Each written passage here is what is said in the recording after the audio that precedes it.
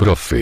Arnaldo Eret. Ayuno racional, rejuvenecimiento físico, mental y espiritual. Prefacio. ¿Es usted uno de los miles de contemporáneos desalentados y descorazonados a causa de la mala salud? ¿Ha perdido la fe en los llamados sistemas curativos, después de haberlos probado sin resultado? ¿Es usted uno de los que solo utilizan una pequeña fracción de la vitalidad con que la madre naturaleza dota a sus criaturas queridas? Posiblemente le habrán dicho que solo una operación puede salvarle. Como quiera que sea, es sabido que, cuando sufrimos de alguna perturbación orgánica, nuestro juicio sereno se embota y es fácil convencernos de que debemos someternos a operaciones. Si usted es uno de esos desventurados, no abandone la esperanza. Pues quien disfruta de salud tiene esperanza. Y tener esperanza es tenerlo todo. Desde hace algunos años, la luz de la publicidad se enfoca sobre la curación sin drogas, solo para impulsarla a realizaciones mayores, puesto que la naturopatía se basa en la verdad, y los que siguen este conocimiento se ofrecen, con su salud recuperada, como testimonios vivos de esta ciencia maravillosa y van difundiendo ilustración, gran gozo y felicidad por todo el universo. La esfera de acción de esta prodigiosa ciencia no tiene límites, puesto que con su aplicación y uso apropiados, restablece la función normal de los órganos y cura, prácticamente, todas las dolencias que aquejan a la familia humana. La verdad no lleva disfraz. No se inclina ante altar humano alguno. No busca posición ni aplauso. Pide solo ser escuchada. Primera parte. Causa fundamental. Enfermedades común en la naturaleza de todas las fases del desenvolvimiento de la ciencia médica, sin excluir los periodos más primitivos de civilización, tienen en su modo de apreciar la naturaleza de las enfermedades, un punto en común, a saber, que las enfermedades entran en el cuerpo humano debido a causas externas, y así, obedeciendo a una ley necesaria o al menos inevitable, perturban la existencia del mismo, le causan dolor y acaban por destruirlo. Hasta la ciencia médica moderna, por más científicamente ilustrada que pretenda ser, no ha abandonado del todo esta nota básica de interpretación endemoniada. En efecto, la más moderna fase de esta ciencia, la bacteriología, se regocija cada vez que descubre un nuevo bacilo, como un nuevo agregado al ejército de seres cuya aceptada tarea es hacer peligrar la vida del hombre. Mirada desde un punto de vista filosófico, esta interpretación difiere solo en nombre de la superstición medieval y de la época del fetichismo. Antiguamente la enfermedad se atribuía a un espíritu maligno. La imaginación llegó a creer en personas satánicas. Hoy en día, el mismo monstruo peligroso es un ser microscópicamente visible, cuya existencia está comprobada sin lugar a duda. La cosa tiene en verdad, un gran inconveniente en la llamada predisposición. Una linda palabra. Pero, lo que realmente quiere decir, nadie nos lo ha dicho hasta ahora. Todos los experimentos hechos en animales, con sus síntomas de reacción, nada nos prueban de un modo seguro, porque ellos se efectúan únicamente por medio de inyecciones en la circulación sanguínea y no introduciendo las sustancias tóxicas, por la boca, en el tubo digestivo. Hay algo en verdad en el concepto de invasión del exterior de la enfermedad. Lo mismo que por herencia. Pero, no en el sentido de que el invasor sea un espíritu hostil a la vida, demonio, o un ser microscópico, bacilo. Sino que todas las enfermedades sin excepción, aun las hereditarias, pasando por alto algunas causas higiénicas, son causadas única y exclusivamente por alimentos biológicamente erróneos, antinaturales y por cada onza de exceso de nutrición. Ante todo, mantengo que, en todas las enfermedades sin excepción, existe en el organismo una tendencia a segregar mucosidades, y en caso de las de grado más avanzado pus, o sangre descompuesta. Va de suyo, que todo organismo sano tiene también que contener cierta dosis de mucosidad, linfa, una sustancia grasa de los pulmones, etc., de naturaleza mucosa. Cualquier experto admitirá esto en todos los casos de catarros, desde un resfrío inocuo de la nariz hasta la inflamación de los pulmones y la consunción. Lo mismo que en la epilepsia, ataques que producen espuma, o sea, mucosa en la boca. Donde esta secreción de mucosidad no aparezca de modo manifiesto, a la vista, así como en los casos de dolencias de oídos, ojos, la piel o el estómago, enfermedades del corazón, reumatismo, gota, etc., hasta en todos los grados de insania, es la mucosidad el principal factor del malestar. Pues, no pudiendo los órganos segregativos dar abasto, la mucosidad entra en la sangre y causa calor, inflamación, dolor o fiebre en la parte respectiva, donde el sistema vascular se halla, por lo regular, contraído, debido a un enfriamiento, resfrío, etc. Se necesita únicamente dar al paciente de cualquier dolencia nada más que alimentos no mucosos. Por ejemplo frutas, o bien nada, salvo agua o limonada. Entonces observaremos que toda la energía digestiva, liberada por primera vez, se precipita sobre las materias mucosas, acumuladas desde la niñez y a menudo endurecidas, formando estratificaciones patológicas, las que también serán atacadas por la energía digestiva. ¿Cuál será el resultado? Con infalible seguridad esas mucosidades, a las que señalo como la causa básica y principal de todas las enfermedades, aparecerán en la orina y en los excrementos. Si la enfermedad está ya algo avanzada, de manera que en alguna parte, aun en las más recónditas, se han formado estratificaciones patológicas, o sea tejidos celulares descompuestos, entonces se segregará también pus. Tan pronto como el organismo cesa de ingerir mucosidad, en forma de alimentos antinaturales, como carne gorda, pan, papas, productos farináceos, arroz, leche, etc., la sangre en circulación ataca directamente a las mucosidades y al pus y los segrega por la orina y, en caso de cuerpos gravemente infestados, también por todos los demás orificios disponibles, lo mismo que por las membranas mucosas. Si dejamos hervir lo suficiente las papas, la harina de cereales o bien sustancias cárneas, obtendremos una materia gelatinosa, mucilaginosa, mucosidad. Una pasta como la que usan los encuadernadores y ebanistas. Esta sustancia mucosa pronto se pone agria, fermenta, y forma una lama para la cría de hongos, moho y bacilos. En la digestión, que no es otra cosa que una cocción o combustión, esta pasta mucilaginosa es segregada del mismo modo. Pues la sangre solo puede usar el azúcar ya digerido por la transformación del almidón. La sustancia segregada, el producto superfluo, o sea la pasta o mucilaginosidad es, en un principio, eliminada por completo. Se comprende, de consiguiente, que en el curso de la vida, los intestinos y el estómago se vayan engrudando y empastando, a tal punto que, esa pasta de origen harinoso y esa gelatina de origen animal, entren en fermentación, obstruyan los vasos sanguíneos, y acaben por descomponer la sangre estancada. Si, en cambio, hacemos cocer higos, dátiles o uvas, hasta que se conviertan en una masa espesa, también obtendremos una papilla, la que, sin embargo, no entra en fermentación y nunca segrega mucosidad, sino que se llama jarabe o arrope.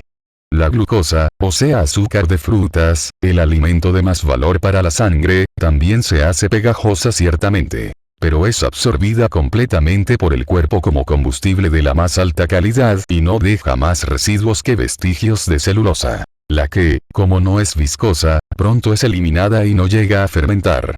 El azúcar concentrado por la cocción se emplea para la conservación de frutas y otros alimentos, debido a su cualidad refractaria a la fermentación. A toda persona, sana o enferma, se le cubre la lengua de una masa pegajosa, en cuanto reduce su alimentación o ayuna. Esto mismo ocurre a la membrana mucosa del estómago, del cual la lengua es una reproducción exacta. A la primera defecación, después del ayuno, aparecen esas mucosidades en las materias fecales. Recomiendo a mis lectores, a los médicos y a los investigadores, que comprueben mis acertos, por medio de experimentos. Pues solo estos merecen verdadero reconocimiento científico. El experimento, es decir, la pregunta hecha a la naturaleza, es la base de toda ciencia natural y revela la verdad infalible, sea que la afirme yo o cualquier otro. Además, a quienes tengan valor bastante para ensayar en sus propios cuerpos, como yo hice con el mío, les recomiendo los siguientes experimentos, en la seguridad de que recibirán la misma contestación de la naturaleza, o sea, de su organismo, siempre que éste esté sano, en el sentido que yo lo entiendo. La contestación exacta se recibe en cierta medida únicamente del organismo limpio, sano y libre de mucosidad. Después de 2 años de estricta dieta de frutas, con curas de ayuno intercaladas, he alcanzado un estado de salud difícil de imaginar y que me ha permitido someterme a los siguientes experimentos. Con un cuchillo, me hice una incisión en el antebrazo, la cual no sangró. pues la sangre se coaguló instantáneamente, cerrando la herida, sin que se produjera inflamación, dolor, mucosidad ni pus. Se curó en 3 días, desprendiéndose la costra. Más tarde, alimentándome de vegetales, incluso algunos productos de mucosidad, farináceos, pero sin huevos ni leche, una herida similar sangró un poco, causó un ligero dolor y se produjo un poco de pus y una ligera inflamación. Esta vez demoró algún tiempo en curarse completamente. Después de esto, otra herida, con alimentación carnívora y algún alcohol, sangró más. La sangre fue de color más claro, roja y acuosa. Hubo inflamación, supuración con dolor, durante varios días y se curó solo después de 2 días de ayuno. Me ofrecí, aunque naturalmente en vano, al Ministerio de la Guerra prusiano para repetir este experimento que se debe que, durante la guerra ruso-japonesa, los heridos japoneses se curaban mucho más pronto y mejor que los rusos, que consumían carne y coñac. ¿Se le ha ocurrido a alguien pensar siquiera por qué ni el corte de la arteria ni el veneno pudieron matar a Séneca, después de haber desechado la carne y ayunado en la prisión? Se dice que, antes de esto, Séneca se alimentaba exclusivamente de frutas y agua. Toda enfermedad es, en último término, nada más que la obstrucción de los vasos sanguíneos, los capilares, por la mucosidad. Nadie pretendería limpiar la red proveedora de agua en una ciudad. Todo un sistema de cañerías alimentado con agua sucia por la bomba y cuyos filtros están obstruidos, sin cortar el agua durante la limpieza. Si las cañerías de toda la ciudad o de un sector de la misma, conducen agua sucia, a nadie se le ocurrirá limpiar o mejorar el agua limpiando nada más que ese sector. Lo primero en que se piensa es en la central, en el depósito y en los filtros, y estos, lo mismo que la bomba, solo se pueden limpiar mientras la provisión del agua está cortada. Yo soy el Señor, tu médico antiguo y moderno, dice la naturaleza. La única que cura, limpia y elimina la mucosidad de manera segura e infalible. Pero solo si se interrumpe la fuente creadora y origen de la mucosidad. Toda máquina fisiológica, sea hombre o bestia, se limpia por sí sola. Disuelve la mucosidad que obstruye los vasos, sin dejar residuo, tan pronto como cesa la provisión, a lo menos de alimento compacto. Hasta en el hombre, al parecer sano, esta mucosidad, como ya se ha dicho, se presenta luego en la orina, en la que es discernible una vez enfriada en el tubo de cristal. Quien quiera niegue, ignore o combata este hecho indiscutible, sea porque, quizás, vaya contra él o no lo crea bastante científico, es culpable con otros de que no se pueda descubrir la causa principal de todas las enfermedades. Lo cual, en primer lugar, redunda en perjuicio de él mismo. Con esto saco también a luz el último secreto de la consunción. ¿Acaso alguno cree que la enorme cantidad de mucosidad, que los tuberculosos arrojan durante años y años, proviene únicamente de los pulmones, y la realidad es que durante ese periodo el paciente se alimenta, casi a la fuerza, de mucosidad papilla, leche, carne gorda, de modo que tal mucosidad no puede cesar, hasta que los pulmones se debilitan y los bacilos aparecen, haciendo la muerte inevitable? El misterio de los bacilos es de fácil explicación. Son el producto de la acumulación de la mucosidad, que obstruye gradualmente los vasos sanguíneos y llega a descomponerse y hace fermentar esos productos mucosos y los residuos de alimentos hervidos al extremo. Estos se pudren parcialmente en el cuerpo viviente, dando origen a abscesos purulentos, cáncer, lupus sifilítico, etc. Todo el mundo sabe que la carne, el queso y toda materia orgánica germinan, producen bacilos, durante el periodo de descomposición. Por eso es que tales gérmenes aparecen y son visibles solo en los estados más avanzados de la enfermedad, si bien no son la causa, sino el efecto de la misma, y solo la agravan debido a que aceleran la descomposición del pulmón, por ejemplo, en razón de que las excrescencias de los bacilos y toxinas actúan como veneno. Si la verdad es que los bacilos invaden o infectan desde el exterior, entonces, únicamente la mucosidad hace posible la actividad de los mismos y les suministra la tierra propicia. Como ya he dicho, me he mantenido repetidamente, en una ocasión durante 2 años seguidos, con alimentos que no forman mucosidad, o sea, con frutas exclusivamente. Durante ese tiempo no necesitaba pañuelo de bolsillo, producto de la civilización, el cual casi no necesito hoy. ¿Ha visto alguien a un animal sano, en libertad, que expectore o se suene la nariz? En una ocasión sufrí un ataque de inflamación de los riñones, enfermedad considerada mortal, y no solo sané, sino que disfruto de un grado de salud y eficiencia que sobrepasa en mucho a las de mi juventud más sana. Quisiera ver a un hombre que después de estar a las puertas de la muerte a la edad de 31 años, sea capaz 8 años más tarde de correr 2 horas y cuarto sin parar o de hacer una marcha de resistencia de 56 horas. Es teóricamente cierto que, en el pasado, el hombre se alimentaba meramente de frutas y es biológicamente exacto que puede hacerlo hoy día. Es que el sentido común del hombre no concibe que, antes de ser cazador, comía frutas exclusivamente. Hasta sostengo que entonces gozaba de salud, belleza y vigor absolutos, sin dolores, ni tristezas, como dice la Biblia. Solo las frutas, el único alimento sin mucosidad, constituyen una dieta natural. Todo lo preparado por el hombre, todo cuanto éste pretenda mejorar, es malo. Los argumentos en favor de las frutas son científicamente exactos. En la manzana o la banana, por ejemplo, está contenido todo cuanto el hombre necesita. Este es tan perfecto, que puede vivir de fruta de una sola clase, a lo menos, por un tiempo. Esto ha sido probado por el sistema monodietético de Augusto Engelhard, quien, con su gran filosofía y práctica de la vida natural, ha resuelto todos los problemas de la humanidad. Una verdad evidente por sí misma no debiera ser rechazada, porque nadie haya sido capaz de aplicarla en la práctica, en virtud de consideraciones propias de la civilización. Alimentándose con frutas exclusivamente, lo primero que viene es una crisis, o sea, una limpieza. Nadie hubiera creído que pudiera yo vivir sin alimento por espacio de 126 días, en el curso de 14 meses, en cuyo periodo pasé 49 días consecutivos de ayuno absoluto. Yo lo he hecho y, sin embargo, la gente no comprende esta verdad. Hasta ahora he afirmado y seguiré enseñando que las frutas son el remedio curativo más natural. Si mi afirmación es correcta o no, lo demostrará la próxima epidemia. No obstante, aprovecho esta oportunidad para poner de manifiesto las razones de por qué no se cree lo que es evidente de por sí. Cuando, durante el siglo pasado, alguien dijo que se hablaría por teléfono desde Londres a París, todos se rieron, porque nunca se había hecho tal cosa. No se cree en la alimentación natural, porque casi nadie la practica y a los hombres civilizados no les es fácil practicada. Además, se han de tener en cuenta los intereses creados, que temen la baja de los precios de los comestibles artificiales. Luego a los que temen que la fisiología de la alimentación sufra una revolución y que los médicos resulten innecesarios. Pero es el caso que el ayuno y la cura de frutas demanda observación e instrucción muy estrictas. De consiguiente, haría más necesario a los médicos y aunque habría menos pacientes, estos gustosos pagarían más, si mejoraran. De esta manera, esta cuestión social de los médicos queda resuelta, como ya lo afirmé públicamente hace algunos años en Zúrich.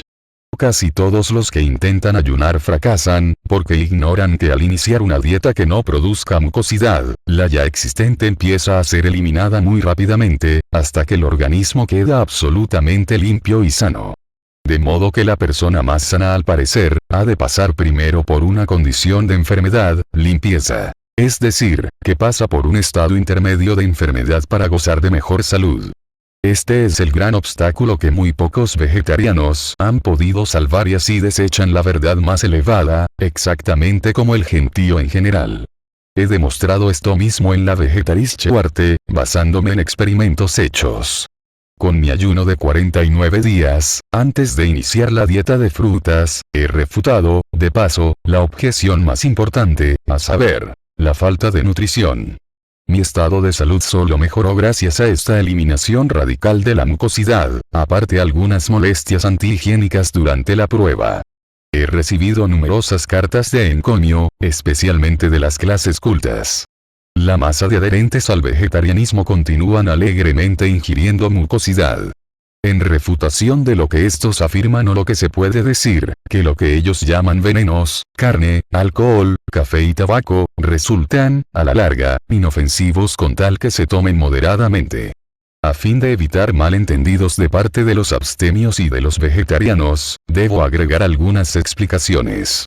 La carne no es un alimento. Es únicamente un estimulante, que fermenta y se pudre en el estómago. Sin embargo, el proceso de putrefacción no principia en el estómago, sino inmediatamente después de sacrificar al animal. Esto ha sido comprobado en personas vivientes por el profesor Dr. S. Graham, y yo refuerzo esta conclusión diciendo que la carne actúa como estimulante precisamente debido a la acción de los venenos, producto de la putrefacción, y por eso se la considera como alimento fortalecedor.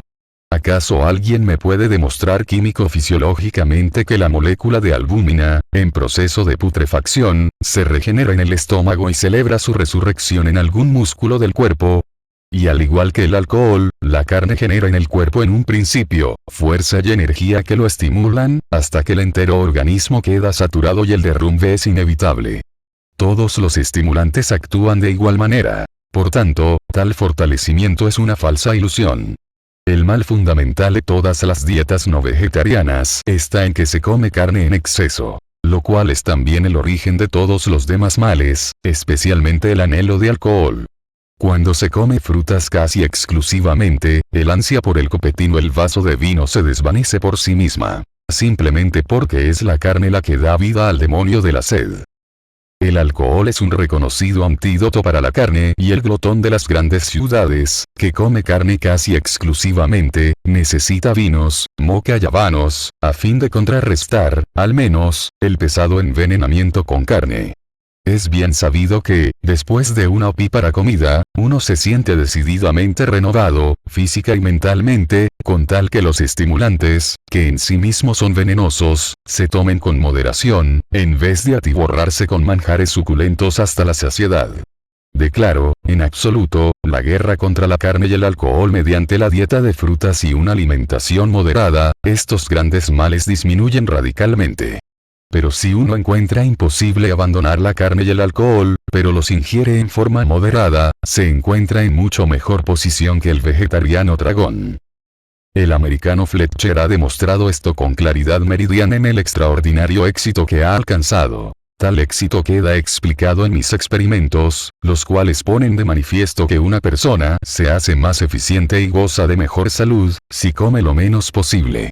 No son los más pobres los que, por regla general, alcanzan edad más avanzada. No fueron pobres, es decir, comieron poco, los grandes descubridores e inventores. No fueron ascetas los profetas, los fundadores de religiones, etc., los hombres más eminentes de la humanidad. Es cultura comer 3 veces al día y es progreso social el que el trabajador coma 5 veces durante el día y después se atiborre de cerveza a la noche. Si el organismo enfermo se puede regenerar no comiendo, la lógica conclusión es que, para conservarse sano, fuerte y activo, el organismo sano necesita poco alimento. Todos los llamados milagros de los santos tienen su origen en el ascetismo y, si son hoy imposibles, se debe a la simple razón de que, aunque se reza mucho, se practica poco el ayuno. Esta es la única conclusión de esta controversia. No tenemos ya milagros porque ya no hay santos. Es decir, hombres santificados y curados por el ayuno y el ascetismo. Los santos brillaron por sí mismos o, como se dice en lenguaje moderno, eran equilibrados y activos, no por gracia especial, sino porque gracias a su ascetismo estaban divinamente sanos. De paso, quiero mencionar que yo mismo he llegado a emitir efluvios eléctricos visibles. Pero solo gracias a energías solares externas e internas, baños de sol y alimentos de la cocina solar, las frutas. Todo el mundo discute sobre tales cuestiones y milagros. La explicación se encontrará en experimentos, que todos pueden repetir, si tienen el valor para ello. Pero, al parecer, es más fácil escribir libros, predicar y orar, y más cómodo decir que uno es una excepción. Esto último es verdad. Pero únicamente en cuanto al valor y a la comprensión. Fisiológicamente todos los hombres son iguales y quien no puede ser moderado, puede aprender de mí, si desea sinceramente encontrar la salud. Quien coma poco y esté sano, puede digerir durante bastante tiempo los alimentos más absurdos, incluso carne y féculas, mucosidad. Es decir, que puede eliminarlos otra vez. Naturalmente que se conservará todavía mejor y más limpio si come un poco de fruta, de la cual necesita menos, porque es el alimento más perfecto. El hombre del día no puede, ni quiere, aceptar esta verdad eterna de la ley natural, hacia la cual siente un temor bien fundado, porque su cuerpo está compuesto de alimentos faltos de vitalidad y sus células mueren y son eliminadas tan pronto como toma baños de sol, ayuna e ingiere las células vitalizadas de la fruta. Pero esta cura se ha de realizar con el máximo cuidado. Es deber de la medicina proteger al hombre contra el decaimiento de sus células. Mantenerlo a flote el mayor tiempo posible, aunque después muera de enfermedad más rápidamente, que es lo que se desea fervientemente hoy. Los vegetarianos no pueden negar que los consumidores de carne y de alcohol pueden también jactarse de gozar de buena salud, realizar grandes obras y alcanzar edad avanzada. Pero, considerados individualmente y como masa, eso será solo mientras coman poco y no se produzca nutrimento excesivo. Comer en exceso no es tan pernicioso en el caso de los que comen carne, porque ésta contiene proporcionalmente menos mucosidad que las féculas y las celebradas comidas vegetarianas, con demasiados platos cada día. Por mi parte, desde hace muchos años no me preocupo de las comidas. Como solo cuando siento apetito y entonces tampoco que, cuando para hacer algún experimento, me veo obligado a comer algo, que en sí mismo no esté enteramente exento de objeciones, no me produce efecto alguno perjudicial. Si las enfermedades más serias se pueden curar con el ayuno, lo que está probado en miles de casos. Si durante el ayuno uno se fortalece, si se realiza correctamente, hemos de deducir que el alimento más vitalizado, la fruta, ha de hacerlo a uno más fuerte y más sano. Esto ha sido demostrado científicamente por el Dr. Bircher. Es verdad que la ciencia de la cura natural ha reconocido que algo debe ser eliminado del organismo enfermo. Pero hasta ahora ha atribuido la importancia mayor a los estimulantes físicos y ha pasado por alto enteramente el proceso real y natural de curación. O sea, la abstención de alimento y la dieta de frutas. Solo han tratado de sustituir esta con la dieta sin alcohol y sin carne. Esto no significa mucho ante mi teoría de la mucosidad. ¿De qué no se acusa hoy este alcohol sin mucosidad? Muy pronto se le hará responsable de todas las enfermedades, porque aquí y allá hay algún desaprensivo que lo consume en cantidades tan grandes que acaba en delirium tremens. Oblíguese a un bebedor a ayunar unos cuantos días o a comer nada más que frutas y apuesto a que el vaso de la mejor cerveza perderá todo atractivo para él. Esto demuestra que toda la alimentación civilizada, desde el bistec hasta la aparentemente inofensiva avena, crea el deseo de estos detestables antídotos. Alcohol, café, té, tabaco. ¿Por qué? Porque el comer mucho paraliza y solo el uso de estimulantes restablecerá la actividad. Aquí está la razón fundamental de que aumente el consumo del alcohol, la nutrición excesiva, especialmente con carne. El profesor Dr. Graham dice en su Fisiología de la Nutrición: un bebedor puede alcanzar una edad avanzada. El glotón nunca. Esto es verdad. Porque el alcohol fuerte actúa como estimulante y especialmente la cerveza moderna es a la larga menos dañina que el crónico atiborramiento del canal digestivo con alimentos formadores de mucosidad. Ahora yo pregunto, ¿qué es más razonable? ¿Barrer la masa de mucosidad acumulada desde la niñez, o tener los tejidos celulares del cuerpo infectados por drogas venenosas, someterse a operaciones inútiles? Retrasar la curación con la osteopatía unilateral, con los peligrosos métodos del fanatismo quiropráctico, con los métodos eléctricos mal comprendidos, con las curas de leche impura y formadora de mucosidad, con los debilitantes tratamientos en aguas sulfurosas calientes y con la superstición de la ciencia cristiana, etc. ¿No es mejor suprimir la formación de mucosidad de las dietas antinaturales? ¿Acaso hay alguien que quiera convencerme de que el mejor cocinero o confitero es capaz de confeccionar algo mejor que la manzana, la uva o la banana si la alimentación con mucosidad y el comer en exceso son la verdadera causa fundamental de todas las enfermedades sin excepción? Lo cual puedo demostrar a cualquiera en su propio cuerpo, no puede haber más que un remedio natural, a saber, el ayuno y la dieta de frutas. Es un hecho bien conocido que el animal ayuna en caso de la más ligera indisposición. Los animales domésticos, sujetos a la civilización y a la alimentación que el hombre les da, han perdido su fino instinto para buscarse la comida adecuada y comer a las horas naturales. De consiguiente, su estado de salud es precario y sus sentidos se han embotado. No obstante, al sentirse enfermos, toman solamente el alimento indispensable, con lo cual muy pronto se restablecen. Sin embargo, el pobre hombre enfermo, bajo ninguna circunstancia puede vivir con raciones reducidas durante más de 1 o 2 días, por temor de perder las fuerzas. Muchos de los médicos más renombrados ya califican al ayuno de cura maravillosa, cura de lo incurable, la cura por excelencia, etc. Ciertos charlatanes han desacreditado este método infalible, aunque a la vez peligroso. Por lo que respecta al ayuno, yo he hecho lo más significativo de los siglos. He ayunado 49 días. Un récord mundial. Véase Vegetaris Chewarte, 1909, libro 19, 20, 22. 1920, libro 1 y 2. Además, soy el único que continúa este método de curar con la dieta de frutas, adaptada individual y sistemáticamente, lo cual la hace muchísimo más fácil y absolutamente inofensiva. Por lo tanto, estoy, sin duda alguna, en condiciones de curar enfermedades, que la escuela de medicina clasifica como incurables. Fundado en mi deducción de que la mucosidad viene del alimento preparado y que es la causa fundamental, el factor principal en la naturaleza de todas las enfermedades, síntomas de la edad, obesidad, caída del cabello, arrugas, debilidad nerviosa y de la memoria, etc., está justificada la esperanza de que surgirá una nueva fase, en el desenvolvimiento de métodos progresivos de curar y de la medicina biológica. Ya Hipócrates había reconocido persistentemente el material básico de todas las enfermedades. El profesor Jager ha calificado al retrete de hediondo, pero no ha descubierto la fuente de este mal olor.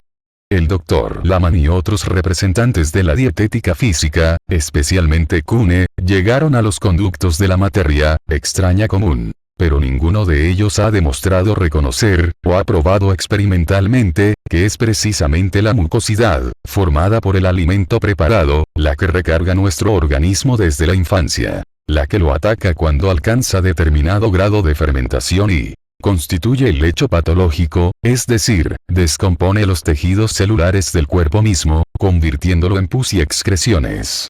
Tal mucosidad entra en acción en caso de resfríos o altas temperaturas, etc., y produce, en su tendencia a salir del cuerpo, síntomas de funciones anormales, que hasta ahora han sido considerados como la enfermedad misma. De consiguiente, es ahora posible por vez primera definir qué es lo que se quiere dar a entender por descomposición. Cuanta más mucosidad, en forma de leche materna y mala y los sustitutos de la misma, se administre desde la infancia y cuanta menos se elimine, debido a debilidad hereditaria, por los órganos que han de realizar esta función, mayor será la propensión a los resfríos, fiebres, enfriamientos, ataques parasitarios, enfermedades y envejecimiento. Es muy probable que con esto se haya levantado el velo, que hasta ahora ha envuelto el carácter de los corpúsculos blancos. Yo creo que en este caso como en muchos otros, se encubre un error de la ciencia médica. Las bacterias se lanzan sobre los corpúsculos blancos, compuestos en gran parte de esta mucosidad denunciada por mí. No se desarrollan estas bacterias por millones en esta mucosidad fuera del organismo. En las patatas, caldo, gelatina, es decir, mucosidad. O lo que es lo mismo, sustancias nitrogenadas, vegetales y animales, consistentes en un fluido que reacciona alcalinamente y que contiene células granuladas de apariencia de corpúsculos blancos. Quizás, en una condición enteramente sana, la llamada membrana mucosa no debiera ser toda blanca, viscosa, sino limpia y roja, como en los animales. Quizás este cadáver mucoso sea la causa de la palidez de la raza blanca. Faz pálida. Color cadavérico. Con esta teoría de la mucosidad, que será confirmada por experimentación, el espectro enfermedad ha sido finalmente privado de su máscara demoníaca. Quien me crea, no solo puede curarse a sí mismo, si todos los demás sistemas le fallan, sino que por primera vez tendrá los medios de prevenir radicalmente la enfermedad y hacerla imposible para siempre. Hasta el sueño de eterna juventud está a punto de realizarse. El organismo animal, especialmente el humano, es, desde el punto de vista mecánico, un complicado sistema tubular de vasos sanguíneos, cargado de gas aire, puesto en acción por medio de los pulmones, en el cual el fluido de la sangre se mantiene en circulación constante, regulado por el corazón, como una válvula. La descomposición del aire gas se efectúa en cada respiración de los pulmones, descomposición del aire en oxígeno e hidrógeno. De esta manera la sangre se mantiene en constante circulación y el cuerpo humano presta su servicio durante un periodo de tiempo increíblemente largo, sin fatigarse. Que nadie me venga a mí con la tonta excusa de que la diaria experiencia demuestra la necesidad natural de comer mucho, según se recomienda a los obreros. Hay que haberlo experimentado uno mismo. Así se sabrá cuánto tiempo y qué distancia se puede marchar sin fatiga, después de ayunar o alimentarse de frutas. La fatiga es, en primer lugar, una reducción de fuerzas, acusada por la digestión demasiado laboriosa. En segundo lugar, una obstrucción de los vasos sanguíneos calentados y, en consecuencia, estrechados. Y en tercer lugar, un autorreenvenenamiento, a causa de la eliminación de la mucosidad que el movimiento causa. Todas las sustancias orgánicas de origen animal excretan, al descomponerse, grupos ciánicos, a los que el químico en Cell clasifica como bacilos propiamente. El aire, no solo es el elemento activador más elevado y más perfecto del cuerpo humano, sino, que al mismo tiempo, es el elemento principal de erección, reparación y sustitución y es muy probable que el organismo animal obtenga también nitrógeno del aire. Se ha observado en ciertas orugas algún aumento de peso por el aire solo. Remedios para eliminar la causa fundamental más común de las enfermedades e impedir la reincidencia de las mismas. Después de haber expuesto en el capítulo anterior, lo horrible de las enfermedades y de caer enfermo, me toca mostrar, hasta donde ello sea posible, los medios y métodos de contrarrestar con éxito el envenenamiento mucoso, que es el gran enemigo de la salud. Presento aquí 3 de esos medios y métodos, los cuales pueden producir benéficos cambios. La manera mejor y más corta es el ayuno, del que tanto se habla en este libro. Él acaba con la vida del horrible malhechor, que se oculta en nuestro cuerpo, y lo ahuyenta, haciendo que se desvanezca con todos los horrores y temores que le acompañan. Las personas sanas se pueden someter a la curación por el ayuno sin más ceremonias. No hay para qué decir que deben ayunar razonablemente y bajo su propia y exclusiva responsabilidad. Es decir, que durante el periodo de ayuno no han de hacer esfuerzos excesivos y peligrosos. Que no deben hacer trabajo físico o mental, que no podrían resistir, aun con la dieta corriente. Recomiendo aquí una medida de precaución que se ha de poner en práctica en todas las curaciones por el ayuno. Al principio del ayuno se han de vaciar completamente los intestinos, tomando un purgante inofensivo, una lavativa o ambos. Está en la naturaleza de las cosas que, quien ayuna, no se ha de sentir molestado por gases o por la materia en descomposición, que forman los excrementos acumulados en los intestinos. Bastantes molestias le ocasionará al evacuar la mucosidad, como ya se dijo antes. Si no se quiere hacer un ayuno prolongado, aunque es muy saludable, se debe hacer uno corto. Un ayuno de 36 horas, 1 o 2 veces por semana, producirá con toda seguridad excelentes resultados. Lo mejor es empezar suprimiendo la cena y en cambio tomar un enema. Luego, si se adopta el ayuno de 36 horas, no se ha de tomar nada hasta la mañana siguiente y entonces la comida ha de consistir de frutas únicamente. Después de cada ayuno es necesario comer frutas, porque los jugos de estas causan la remoción de las masas de mucosidad, que se han desprendido. Permítaseme advertir que este tratamiento no es igual para todos, sino que se ha de individualizar con el mayor cuidado, cuando se trate de personas enfermas o ancianas. Se obtendrán resultados más pronto si se hace un ayuno más prolongado de la manera descrita. Por ejemplo, ayunar 3 días y luego continuar con lo que yo llamo cura después del ayuno. Es decir, que durante 3 días no se come nada. Se bebe solamente limonada fresca, sin azúcar, en tragos espaciados en la forma que sea más conveniente y al 4.º día se empieza comiendo un poco de fruta. Al fin del 4.º día se toma un enema completo y luego se aumenta día a día la ración de fruta, hasta el 7.º día, en que se habrá llegado a la ración normal, bien combinada y seleccionada, de frutas. Las personas que gozan de buena salud y aquellas cuyas ocupaciones les permitan acostarse, en caso de hallar dificultad para evacuar la mucosidad, pueden prolongar el ayuno durante semanas. Nadie debiera objetar seriamente al llamado mal aspecto o la reducción de peso. El cuerpo recupera la salud con el ayuno, a pesar del mal semblante, y en muy poco tiempo las mejillas recobran el sonrosado natural y saludable. El peso se restablece también normalmente, muy pronto después del ayuno. El cuerpo, después de haber ayunado, reacciona a cada onza de alimento. El semblante de las personas muy moderadas en sus comidas y que ayunan frecuentemente, adquiere una expresión espiritual muy delicada. Se dice que el Papa León XIII, que era gran ayunador y un artista de la vida, tenía un cutis muy puro, casi transparente. A este propósito deseo hacer hincapié sobre otro punto, ya mencionado antes. Pues del mismo depende, en gran parte, el buen resultado del ayuno. La persona que ayuna ha de evitar en lo posible todo estado de depresión o de mal humor. La primera de estas condiciones se alivia, en los momentos desagradables, por medio del descanso absoluto. El mal humor se desvanece muy pronto poniéndose decididamente a trabajar, con preferencia en alguna ocupación liviana y mecánica. Una vez que el cuerpo esté libre de mucosidad, limo y pasta, es el sagrado deber del individuo, que ha recuperado la salud, conservar el mayor bienestar terreno alcanzado, alimentándose de sustancias naturales y adecuadas. No estarán de más algunas observaciones con respecto a esta cuestión. 2. Los que, por estar aquejados de dolencias pulmonares o cardíacas en grado avanzado, no puedan ayunar, conviene al menos, que traten de evitar la acumulación de mucosidad, absteniéndose de ingerir aquellos productos que son bien conocidos formadores de la misma, especialmente harina en todas las formas, tortas, arroz, patatas, leche hervida, queso, carne, etc. Los que no puedan pasar sin pan enteramente, debieran comer pan negro o blanco tostado. Al tostar el pan, este pierde gran parte de sus propiedades perjudiciales, a la vez que se destruyen parcialmente las sustancias mucosas.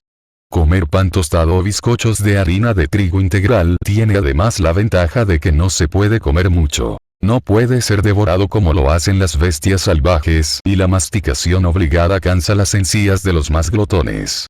Quien por tener la dentadura muy delicada no pueda morder el pan tostado, puede chuparlo hasta reblandecerlo, lo cual es además un buen medio para fortalecer las encías debilitadas. Quienes no puedan pasarse sin patatas, deben comerlas asadas, comiendo también la piel en este caso. Muchos lectores preguntarán, una vez que haya abandonado todo alimento albuminoso, como arvejas secas, lentejas, porotos, hasta donde sea posible, ¿qué alimento nutritivo me quedará? Ya he expuesto antes mis conclusiones sobre el valor de la carne. La ligera necesidad que el cuerpo humano tiene de la albúmina se llena plenamente con las frutas dulces. Las bananas y las nueces, combinadas con algunos higos o dátiles, son excelentes para formar músculos y dar fuerza. Los vegetales, picados y como ensalada, las ensaladas, preparadas con aceite y mucho limón y todas las frutas y fresas, incluyendo las moras, son dignas de las mesas de los dioses. Al llegar la primavera, cuando hay escasez de frutas de la estación pasada, especialmente de manzanas, la madre naturaleza nos provee abundantemente de naranjas, cuyo aroma y riqueza incitan a cualquiera a convertirse en frugívoro exclusivamente. No es posible en este libro agotar el tema de la cuestión de los alimentos y sus efectos. Para las personas sanas, lo dicho será suficiente. A los enfermos les recomiendo un régimen especial adecuado a su estado de salud. Diré de paso que quienes no ayunen y no puedan abandonar la dieta con mucosidad, carne, etc., o que son propensos a enfermarse, pueden al menos adoptar el ayuno matinal, que consiste en no tomar desayuno. Sería mejor para todos no comer nada antes de las 10, y a esta hora nada más que frutas. La recompensa por esta pequeña mortificación se pondrá de manifiesto muy pronto si la práctica se mantiene inquebrantable. 3. Ahora, unas palabras más para aquellos que consideren imposible abandonar el alimento usual producto de mucosidad, carne, etc. A estos desgraciados les doy este consejo. Mastiquen muy bien el alimento, bocado por bocado, según recomienda el americano Fletcher. No es que los que comen frutas no deban hacer lo mismo, pero los que comen alimento mucoso, cargado de venenos, deben hacerlo especialmente, si no quieren hundirse en la sepultura demasiado pronto. La abundante secreción de saliva, que se produce al masticar, disminuye la formación de mucosidad e impide que se coma demasiado. Naturalmente, las personas aludidas no pueden gozar de plena salud y vigor, conservar la juventud y resistencia, ni la eficiencia física y mental, que pueden alcanzar los que ayunan y comen frutas. Cuando el hombre es sano, en el sentido que yo doy a esta palabra, gracias al ayuno y a la dieta de frutas, es decir, una dieta libre de mucosidad, limo y gérmenes y se mantiene ella, no necesita, como es natural, nuevos ayunos. Solo de esta manera encontrará placer en la comida, como nunca lo soñó antes. Este es el único camino por el que el hombre encuentra el bienestar, la armonía y la solución de todas las cuestiones, porque sólo así se librará de tantas necesidades, aproximándose más al estado divino. La causa fundamental de la vejez y de la fealdad medios, fundados en la naturaleza, para conservar la juventud y la belleza. Después de los argumentos generales, presentados para demostrar que la mucosidad es la causa principal de la enfermedad y de la vejez, solo me resta demostrar en particular y con referencia a los diversos órganos, hasta qué punto la mucosidad, producida por los alimentos preparados, destruye la belleza en el desarrollo del cuerpo humano, y es causa de la fealdad y de la vejez. Si, cumpliendo las leyes primordiales del paraíso, no se diera a los pulmones y a la piel nada más que aire puro y electricidad solar, es decir frutas, las cuales se digieren casi sin esfuerzo y no secretan más que celulosa libre de mucosidad, pasta y gérmenes, no habrá razón aparente para que se deteriore el sistema arterial del cuerpo humano ni para que se debilite, envejezca y al fin se inutilice enteramente. Pero demasiado a menudo, por desgracia, se procede de manera muy equivocada. En vez de las células de las frutas, cargadas de energía viviente, uno ingiere sustancias desvitalizadas, que biológicamente están destinadas a las bestias de presa. Es decir, alimento modificado químicamente por oxidación de aire, putrefacción, alimentos hervidos al extremo y despojados de toda energía. La mucosidad se acumula especialmente en el conducto calentador, estómago e intestino, de la máquina tubular, que es el cuerpo humano, y poco a poco ciega el canal y los filtros, glándulas. Toda esta contaminación causa defectos crónicos. Hace que uno envejezca y es el factor principal de toda enfermedad. El envejecimiento, de consiguiente, es una enfermedad latente, es decir, una lenta, pero siempre creciente, perturbación en el funcionamiento del motor de la vida. La química de los comestibles proporciona la prueba más convincente de que la formación y la descomposición son la causa principal de la falta de minerales en el alimento preparado en el fuego. Si la fealdad humana en sí, la pérdida de la belleza y los síntomas de envejecimiento, se pueden atribuir a nutrición errónea, entonces la teoría de la belleza y del rejuvenecimiento nos lleva a la cura dietética y al correspondiente mejoramiento de la nutrición. Pero como quiera que la belleza, especialmente la humana, no se puede definir en absoluto, porque cada uno tiene un gusto diferente, habré de limitarme a las normas principales de la estética.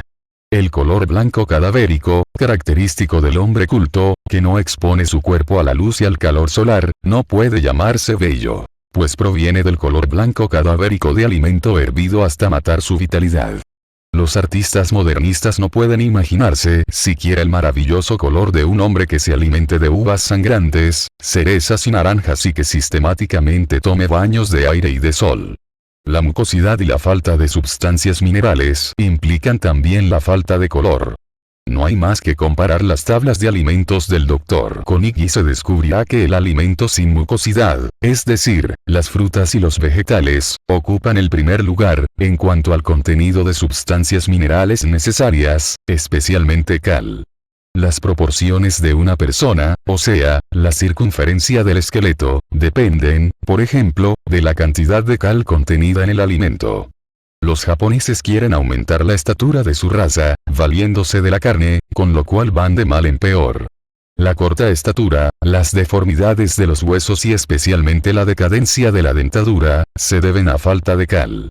Al hervir la leche y los vegetales en la cocina moderna, la cal queda eliminada. La extraordinaria pobreza de sustancias minerales en los alimentos preparados, especialmente la carne, comparada con las frutas, será responsable de que la raza venidera carezca de dentadura, como lo han predicho hasta los médicos, lo cual no es mera fantasía de la imaginación. En vez de obtenerlas de las frutas, tales sustancias van siendo sustituidas por una preparación orgánica. El organismo humano no asimila ni un solo átomo de sustancia mineral, que no proceda de una planta frutal. Es decir, que no haya pasado por el estado orgánico. La deformación más moderna, la obesidad, ha embotado nuestro sentido estético, a este respecto, al punto que ya no conocemos siquiera los límites de lo normal. Personalmente, yo no considero que el hombre, desarrollado gracias a la cultura física, el hombre atlético de tipo clásico, sea bello como para servir de modelo ideal para la raza germánica y aria. El peso, el perfil, y especialmente, la circunferencia del cuerpo son excesivos. Toda acumulación de gordura es patológica y en este sentido antiestética. Ningún animal que viva en libertad está acolchado con gordura, como nuestros modernos levantadores de pesas y hombres fuertes.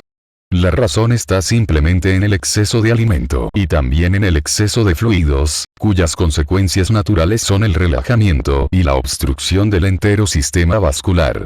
La glucosa de las frutas y las sales nutritivas de las mismas, son fuente de una sustancia muscular firme, con la cual se reconstruye rápidamente a un cuerpo del que se elimine la gordura y la mucosidad por medio del ayuno.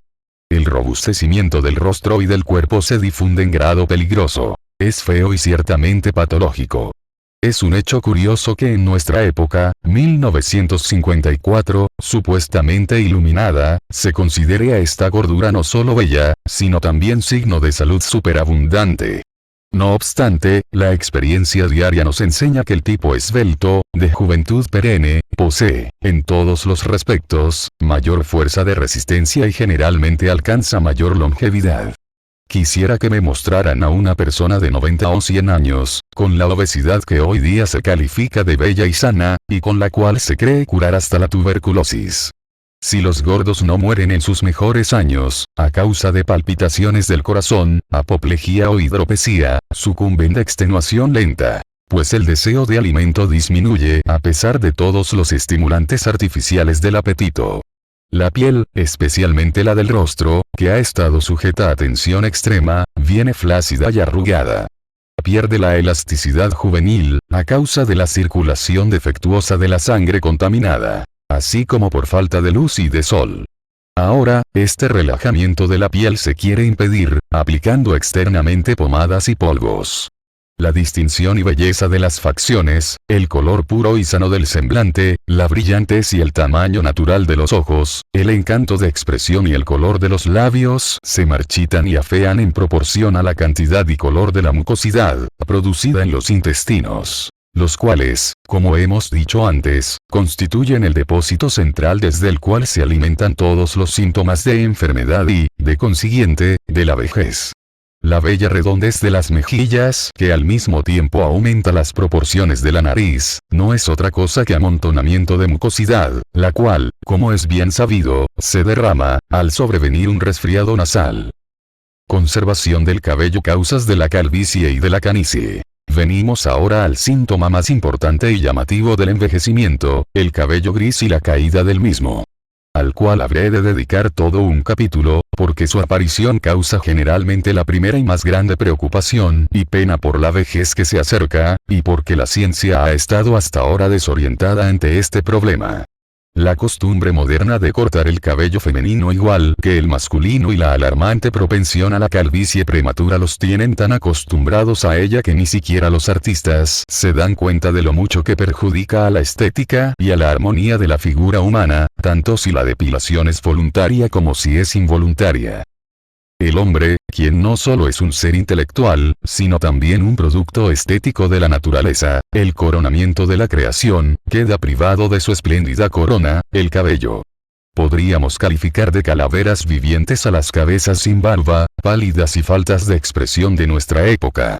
Y imaginémonos a la mujer más hermosa con la cabeza pelada y no habría hombre que no quedara horrorizado.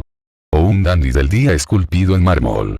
Tenemos además el bigote geométrico y angular, o recortado enteramente. Luego el vestido moderno que se distingue por su insipidez del usado en los siglos pasados. En todo ello encontramos excelentes razones para que el hombre del día se afeite la barba y se haga cortar el pelo al cero.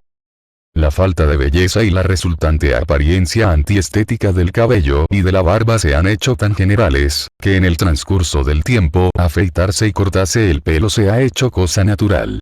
En nuestro tiempo, en que todo se iguala y nivela, es preferible y con mucha razón cortar estos vaporizantes, por así decirlo, órganos reveladores del hombre interno, para no poner de manifiesto por medio de una cabellera sucia, desaliñada, despareja y enfermiza, la prueba viviente de la teoría de la descendencia del mono. De consiguiente, comprendemos bien que se maltrate al cabello. Ello sugiere la idea de que el afeamiento de un órgano y del entero organismo significa fealdad interna. Es decir, que la naturaleza revela las perturbaciones fisiológicas internas de un organismo por medio de la desarmonía en forma de color del mismo. El organismo gravemente enfermo o muerto son los extremos. Los que duden de mi punto de vista y los malos observadores de la naturaleza deben tener presente la ley de que no hay regla sin excepción. Por lo que respecta al hombre y desde el punto de vista de la higiene y de la estética, ya no tenemos la menor idea de la belleza y salud del hombre que vive bajo condiciones naturales perfectas. Si gozar de lo bello es natural y nos favorece, el desagrado sentido por el ojo estético, al contemplar la desarmonía en forma de color, debe implicar en cierto grado, el reconocimiento de lo patológico. Volvamos a nuestro tema.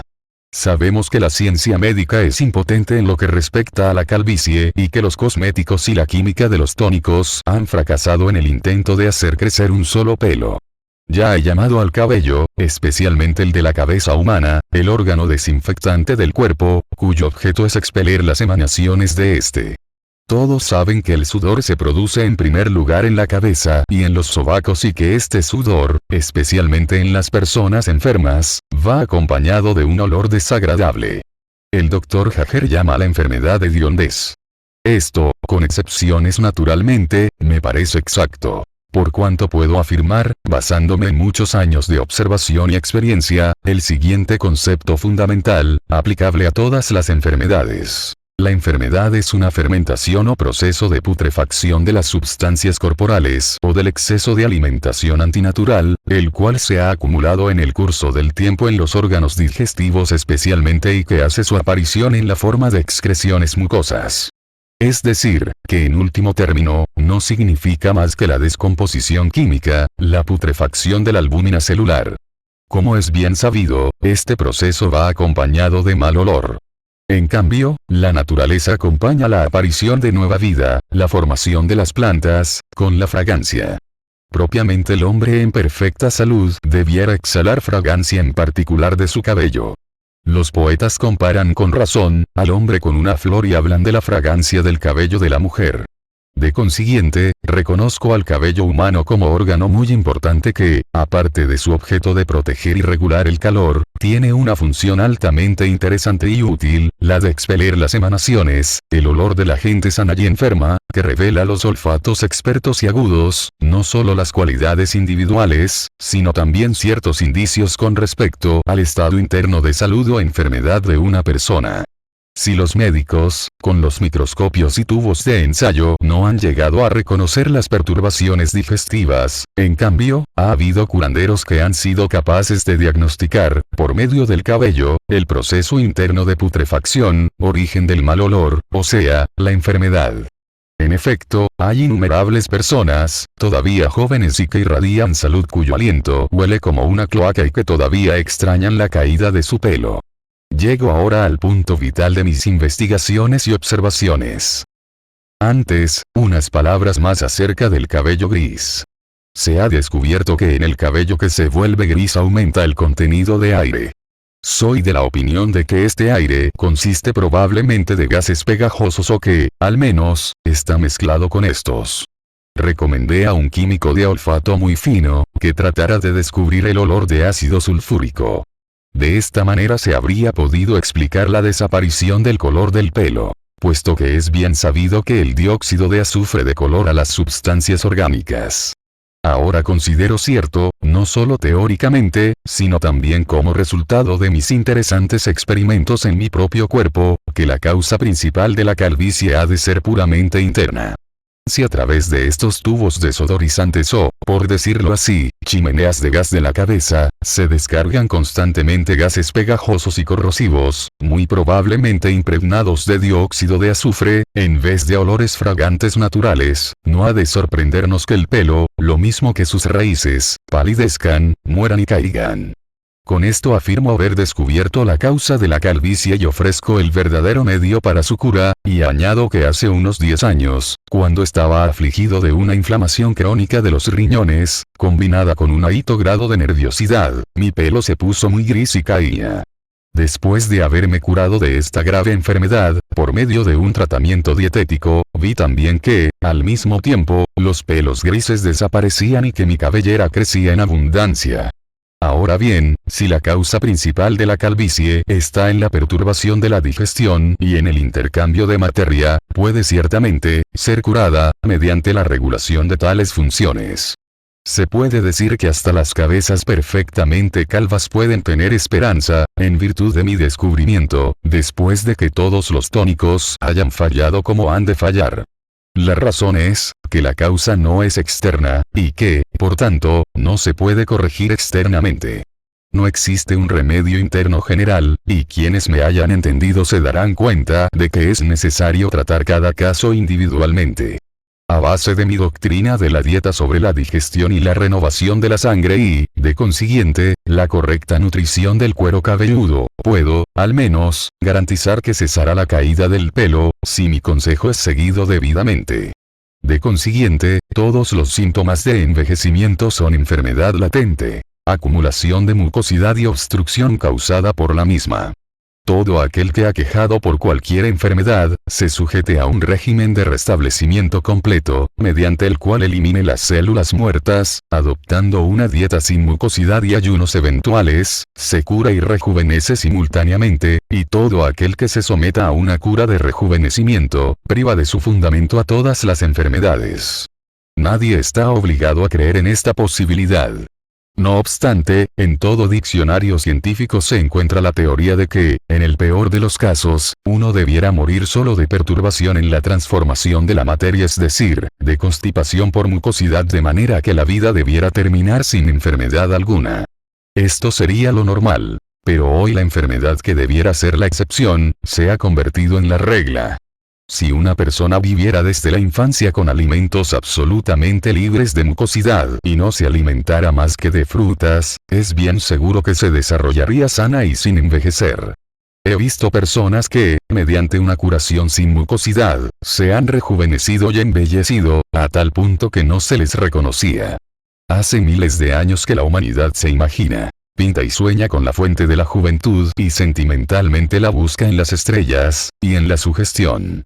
Pensemos en las cantidades que se gastan, naturalmente en vano, en remedios contra la debilidad, la impotencia masculina y para la esterilidad, y cuán fácil sería ayudar a cierta gente, en especial mediante el correcto y nutridor alimento de la cocina solar. No nos podemos imaginar la belleza y las facultades paradisíacas de que estaba dotado el hombre divino. Cuán fuerte y bien timbrada era su voz. El embellecimiento y fortalecimiento de la voz, más aún, la recuperación de la voz perdida, es una sorprendente demostración de mi cura, y una prueba elocuente del efecto realmente grandioso de mi sistema sobre el entero organismo del paciente. Quiero mencionar aquí en particular, el maravilloso éxito de la cura, a que se sometió bajo mi dirección, Heinrich Note, de Múnich, cantor de cámara de la Casa Real de Baviera, cuya voz mejoró notablemente ante la estupefacción de todo el mundo musical. Longevidad creciente. En los capítulos que anteceden me he referido a la obstrucción debida a la mucosidad, como causa de las enfermedades y del envejecimiento. He demostrado también la posibilidad de reemplazar las células muertas. En vista de lo último, no se puede negar que, la paralización final del motor humano se puede retrasar durante muy largo tiempo, si el cuerpo se reconstruye y mantiene desde la infancia, con alimento solar viviente. De todas maneras, como estas sustancias son más durables, el cuerpo así nutrido, estará mucho mejor que el de quienes comen de todo o se mantienen de alimentos erróneos. Cuando se vive de la manera correcta, el cambio de la materia se efectúa en grado mucho menor. Asimismo, la tensión de los órganos internos, especialmente el corazón y el estómago, es mucho menor. El organismo sin mucosidad, al efectuar grandes esfuerzos, no acelera el pulso, ni con mucho, tanto como el que come en exceso. Mediante este simple ahorro de energía, es posible calcular y demostrar matemáticamente una ventaja en lo que respecta a la longevidad. Pero, ¿acaso podemos disolver con esta constipación mucosa, que todo lo explica, el último de todos los misterios, la muerte? En todas las dolencias y aflicciones que hacen peligrar la vida, el cerebro y el corazón son los órganos cuya perturbación funcional conduce finalmente a la muerte. Podemos decir que, en la mayoría de las enfermedades, la muerte se produce a causa de alguna complicación derivada de la enfermedad del corazón. La ciencia está muy lejos de haber dicho la última palabra con respecto a este punto. Pero podemos decir que la causa decisiva de la muerte, en todas las enfermedades crónicas, es la obstrucción de los vasos sanguíneos del corazón y la destrucción de los tiernos nervios cardíacos, a consecuencia de envenenamiento permanente de la sangre. Produce igualmente la muerte, la obstrucción de los delicados vasos sanguíneos del cerebro, y al final el reventamiento de los mismos, apoplejía, así como cualquier obstrucción completa de vasos, hasta paralizar todas las funciones de la vida. Como es natural, hay otras condiciones que también juegan su parte. Por ejemplo, la provisión insuficiente de aire, en el caso de enfermedades de los pulmones. La ciencia menciona también como causa de la muerte la generación excesiva de corpúsculos blancos. Este proceso patológico, llamado leucemia, está considerado como una enfermedad en sí mismo. La leucemia es falta de sangre con características normales, pero en mi opinión es más apropiado decir que hay más mucosidad que sangre. Se dan otras muchas razones para explicar la causa de la muerte. En el caso de que una enfermedad no pueda ser incluida en alguna de las especificaciones mejor definidas, se le da el nombre de caquexia, que suena muy bien, pero, en realidad, significa nutrición deficiente y decaimiento. Ahora yo pregunto, ¿cuál es realmente el veneno que mata? La ciencia médica moderna da a los bacilos como causas de la mayoría de las enfermedades. Con lo cual demuestra que también ella sustenta la idea de que existe un factor fundamental, común a todas las enfermedades, al envejecimiento y a la muerte, e indudablemente a una gran parte de las enfermedades, y que la consecuencia de las mismas, la muerte, se debe a los bacilos. Mi prueba experimental de que la mucosidad es el factor fundamental y principal, difiere de la teoría de los bacilos en que esta mucosidad es la base, la condición previa o primaria. La aparición de corpúsculos blancos en exceso, es decir, la mucosidad muerta, blanca, en vez de sustancias de hierro y azúcar roja, se hace peligrosa para la vida. La sangre roja y rica es la indicación visible de la vida y vitalidad. La pálida, incolora y amarga es indicación de enfermedad, y el predominio de la mucosidad es la muerte lenta del individuo. La lucha con la muerte, o la agonía, se ha de considerar solo como la crisis final, el último esfuerzo del organismo para expeler la mucosidad. La batalla decisiva de las células, todavía vivientes, contra las muertas y sus venenos mortales. Si las células muertas blancas, la mucosidad en la sangre, ganan la mejor parte, se produce, no solamente la obstrucción mecánica del corazón, sino también una transformación química, un decaimiento, un envenenamiento total, una repentina disminución de la provisión de sangre, y la máquina para en seco. Así lo ha querido Dios, y nos inclinamos ante el misterioso poder de la muerte. Así nos expresamos con resignación. Segunda parte: instrucciones completas para el ayuno. La mayoría de las enfermedades son la consecuencia de hábitos de comer equivocados, de los alimentos erróneamente combinados, de alimentos acidulados y de preparaciones comerciales de nuestra actual civilización. En las siguientes páginas se enseñará la manera de contrarrestar las consecuencias de tales errores, que la mayoría sufre sin darse cuenta de ello. Durante miles de años se ha reconocido que el ayuno es el método curativo supremo de la naturaleza. Pero los que viven en la época civilizada actual, con muy pocas excepciones, han olvidado el arte de cuándo, por qué y cómo ayunar. El lema del día es que el cuerpo debe tener alimento bien nutritivo. Pero, ¿qué es el alimento nutritivo? Los desgraciados pacientes van de una escuela de terapéutica a otra, algunas de ellas de deliberados farsantes, otras manifiestamente ignorantes. Pero, en la mayoría de los casos, buscan en vano la verdad. Y lo peor de todo es que mueren antes de saber la verdad. Los religiosos evangelistas y los curanderos divinos, ofrecen la ventaja de que dan una oportunidad a la naturaleza.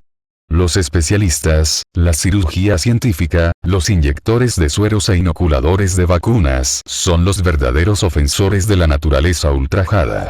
De manera que, es el caso del ciego conduciendo al ciego, no obstante que es tan sencillo recibir instrucción de la naturaleza. Obsérvese cómo se curan, cuando están enfermos los animales, sin emplear la medicina llamada científica. Esto es, por consiguiente, el supremo secreto de la madre naturaleza, la autocuración. En los capítulos que siguen prometemos demostrar por qué es necesario usar alimentos cocidos, lo mismo que los naturales, para equilibrar debidamente la dieta. Explicaremos también las causas de la fermentación y de los gases producidos por el alimento. Rejuvenecimiento espiritual, mental y físico mediante el ayuno racional. Es significativo que, en nuestro tiempo de degeneración 6N, el ayuno, que, según yo lo entiendo, es abstenerse de todo alimento sólido y líquido, es todavía un problema para el hombre corriente, lo mismo que para el médico ortodoxo. Hasta la naturopatía ha necesitado varias decenas de años para llegar a aceptar el único remedio curativo, universal y omnipotente de la naturaleza. Es igualmente significativo que todavía se considere al ayuno como una clase especial de curación, el cual, por haber dado en algunas partes resultados verdaderamente maravillosos, se ha convertido recientemente en una manía mundial. Algunos entendidos, que abogan en favor de la cura natural, preparan prescripciones generales para el ayuno y sobre la manera de interrumpirlo, cualquiera que sea la dolencia que se sufra y la causa de ella.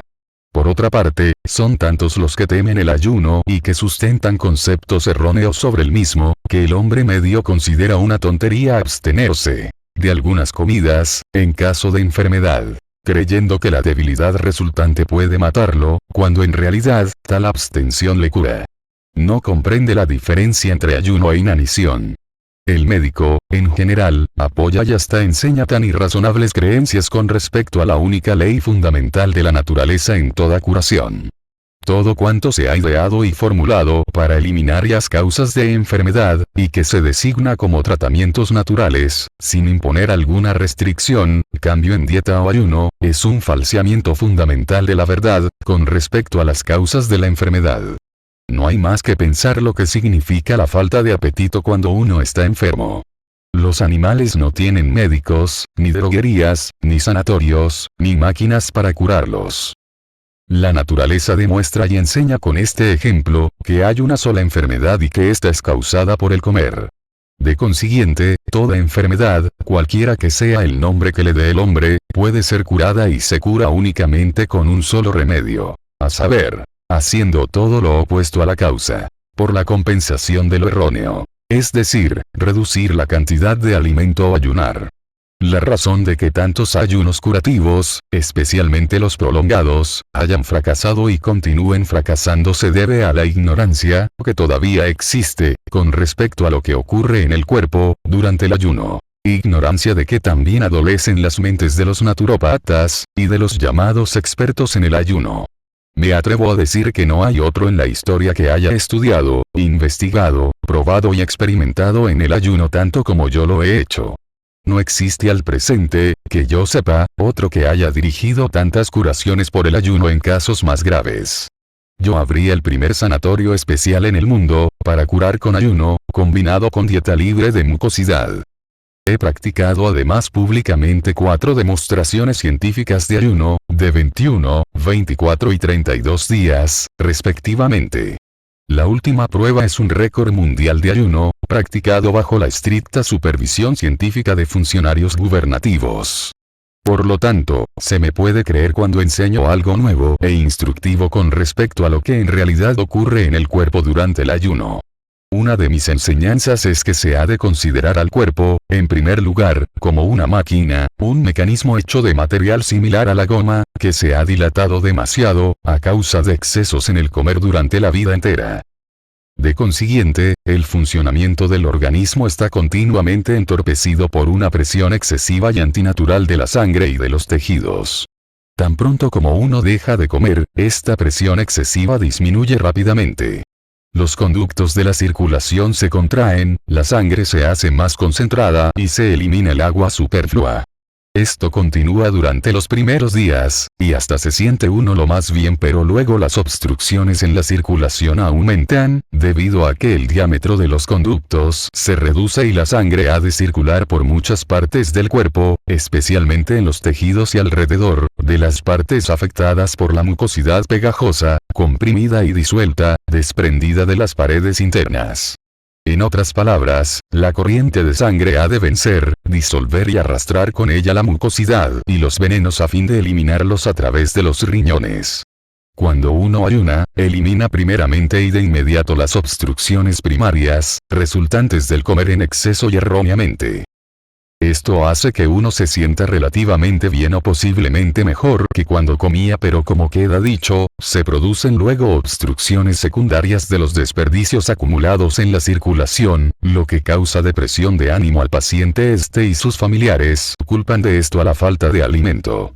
Al siguiente día, uno puede observar, sin lugar a dudas, la mucosidad en la orina y una vez que se ha eliminado una cantidad de desperdicios, arrastrados por la circulación, uno se siente bien y con más fuerzas que antes.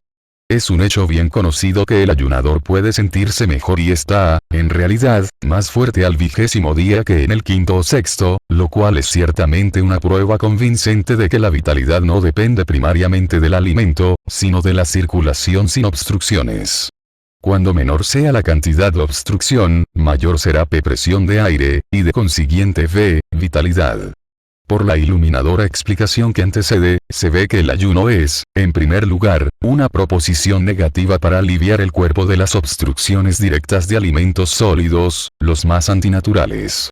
En segundo lugar, es un proceso mecánico de alimentación, mediante la contracción de los tejidos, los cuales expelen la mucosidad, causando fricción y obstrucción en el sistema circulatorio. Los siguientes son ejemplos de vitalidad mediante P-poder, presión de aire, solamente. Uno de mis primeros pacientes, vegetariano relativamente sano, caminó 45 millas por las montañas, en su 24º día de ayuno. Un amigo mío, 15 años más joven, y yo, caminamos 56 horas sin parar, después de 10 días de ayuno. Un médico alemán, especialista en curaciones por el ayuno, publicó un folleto titulado El ayuno, aumento de vitalidad. Había aprendido los hechos lo mismo que yo, pero no sabe el por qué y cómo. De consiguiente, lo de la vitalidad quedó en misterio para él. Si uno bebe agua solamente, durante el ayuno, el mecanismo humano se limpia. Lo mismo que una esponja empapada de agua sucia se limpia al exprimirla. Pero en el caso del organismo humano, la suciedad es mucosidad pegajosa y, en muchos casos, pus y drogas, los cuales tienen que pasar por la circulación, hasta que estén disueltas completamente, de manera que puedan pasar por la fina malla de la criba fisiológica, llamada los riñones. Construcción de un cuerpo perfecto por medio del ayuno. Durante el ayuno, uno se siente mal, mientras los desperdicios están en la circulación. Pero tan pronto como estos se filtran por los riñones, uno se siente bien. 2 o 3 días más tarde, se repite el mismo proceso. Esto explica por qué la condición del paciente cambia tan frecuentemente durante un ayuno. Porque es posible sentirse extraordinariamente mejor y más fuerte en el 20º día que en el 5º.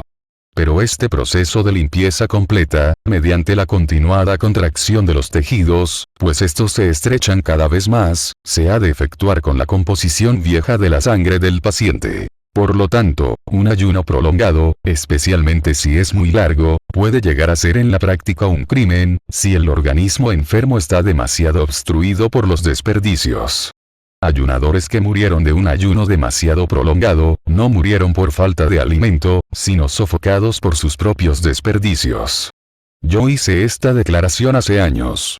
Más claramente expresado, la causa inmediata de la muerte no es pobreza de sangre en las sustancias vitales, sino obstrucción excesiva. Cero obstrucción, llega a ser tan grande o mayor que presión de aire, y el mecanismo del cuerpo llega a su punto de muerte. Yo daba a todos mis pacientes limonada con un poco de miel o azúcar morena para ablandar y desleír la mucosidad en la circulación. El jugo de limón y los ácidos de frutas de todas clases neutralizan la pegosidad de los depósitos mucosos y del pus, no se puede usar pasta ácida. Si el paciente durante su vida ha tomado alguna vez drogas, las cuales se almacenan en el cuerpo lo mismo que los desperdicios del alimento, su condición puede fácilmente llegar a ser grave y hasta peligrosa, por cuanto estos venenos entran en la circulación al practicar su primer ayuno. Se puede producir palpitaciones de corazón, dolores de cabeza, nerviosidad, y especialmente insomnio. He visto a pacientes eliminar drogas que habían tomado hacía 40 años. Síntomas como los mencionados, todo el mundo, y especialmente los médicos, los atribuyen al ayuno.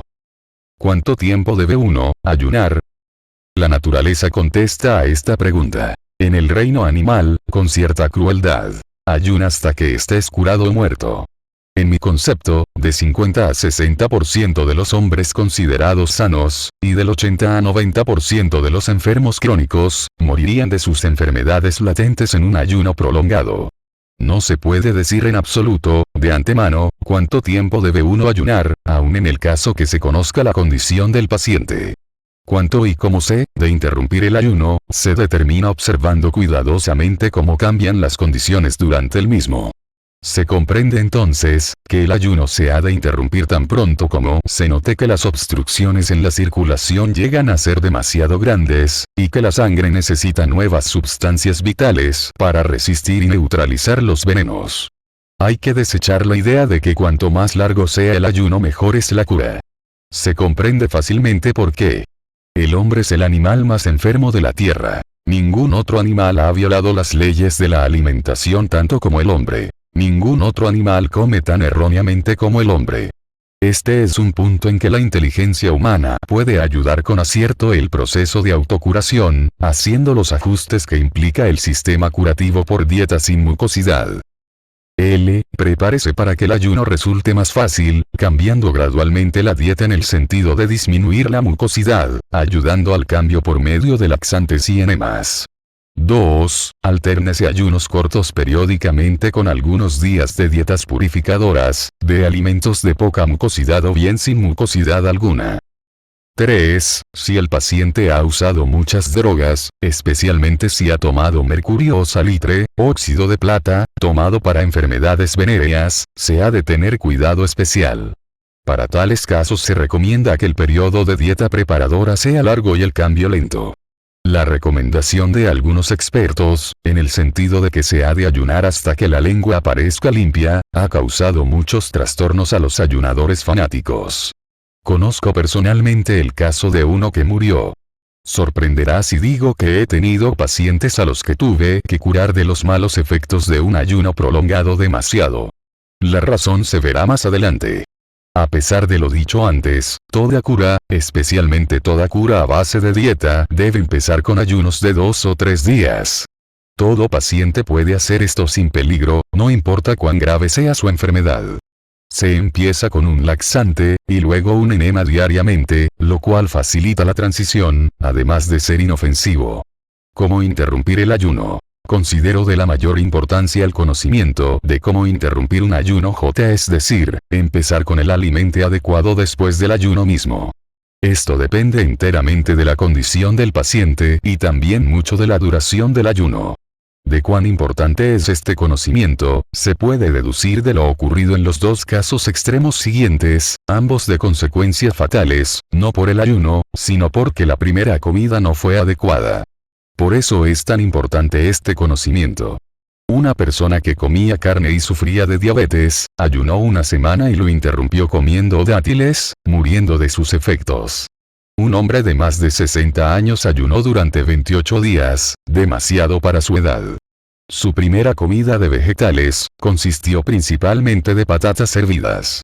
La operación, a que fue necesario someterlo, puso de manifiesto que las patatas habían quedado en el intestino contraído, retenidas por mucosidad espesa y pegajosa, tan fuerte, que hubo que cortar un pedazo del intestino, y el paciente murió poco después de la operación. En el primer caso, los terribles venenos desprendidos en el estómago de aquel comedor de carne de una sola clase, se mezclaron durante su ayuno con azúcar de fruta concentrado de los dátiles, generando enseguida tan rápida fermentación y producción de gases de ácido carbónico y otros venenos, que el paciente no pudo resistir el trastorno. El consejo más acertado hubiera sido: primero un laxante. Después de esto, vegetales crudos y cocidos, sin fécula, y un pedazo de pan de afrecho tostado. En tales casos, se recomienda el sauerkraut col ácida y fermentada. No se ha de comer frutas, durante largo tiempo, después que se ha interrumpido el ayuno. El paciente debía haberse preparado para el ayuno, mediante una dieta de transición más larga. En el segundo caso, el paciente hizo un ayuno demasiado prolongado para un hombre de su edad, sin la preparación adecuada. Por estos dos ejemplos muy instructivos, se puede ver cuán diferente e individual debe ser el consejo y cuán equivocado es hacer indicaciones generales acerca de la manera de interrumpir un ayuno.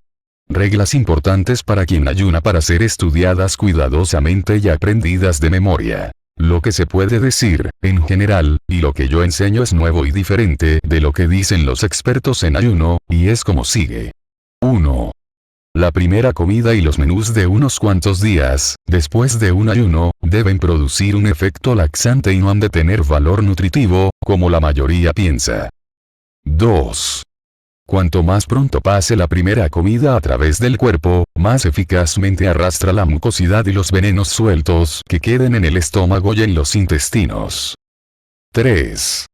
Si no se experimenta una buena evacuación, después de 2 o 3 horas, ayúdese con laxantes y enemas. Siempre que he ayunado, he experimentado un buen movimiento de los intestinos, al menos 1 hora después de comer, con lo cual enseguida me sentía perfectamente bien. Después de interrumpir un ayuno prolongado, durante la noche siguiente pasé más tiempo en el retrete que en la cama, y así es como debía ser. Hace muchos años, estando en Italia, después de un ayuno, bebí 1,5 litros de jugo de uva fresca. Enseguida experimenté una diarrea acuosa, mezclada con mucosidad espumosa. Casi inmediatamente después experimenté una sensación de fuerza tan extraordinaria que ejecuté fácilmente 326 veces el ejercicio de doblar las rodillas y estirar los brazos. Esta eliminación tan completa de las obstrucciones, después de un ayuno de unos pocos días, aumentó de inmediato mi vitalidad. Para creerlo se ha de experimentar una sensación similar, y así se aceptará mi fórmula. Vitalidad es igual a poder menos obstrucciones, con lo cual se verá el absurdo de preparar menús científicos nutritivos para obtener salud y eficiencia. 4. Cuanto más prolongado es el ayuno, más eficazmente actúan los intestinos, después de terminado. 5. Los mejores alimentos laxantes, para después de un ayuno, son las frutas frescas dulces. Las mejores de todas son las cerezas y las uvas. Después las ciruelas remojadas o hervidas. Estas frutas no deben emplearlas después del primer ayuno, los que comen carne. Se recomiendan únicamente para personas que han vivido cierto tiempo con alimentos sin mucosidad o, por lo menos, de poca mucosidad, es decir, la dieta de transición. 6. En los casos corrientes, se aconseja interrumpir el ayuno con vegetales no farináceos, cocidos o crudos.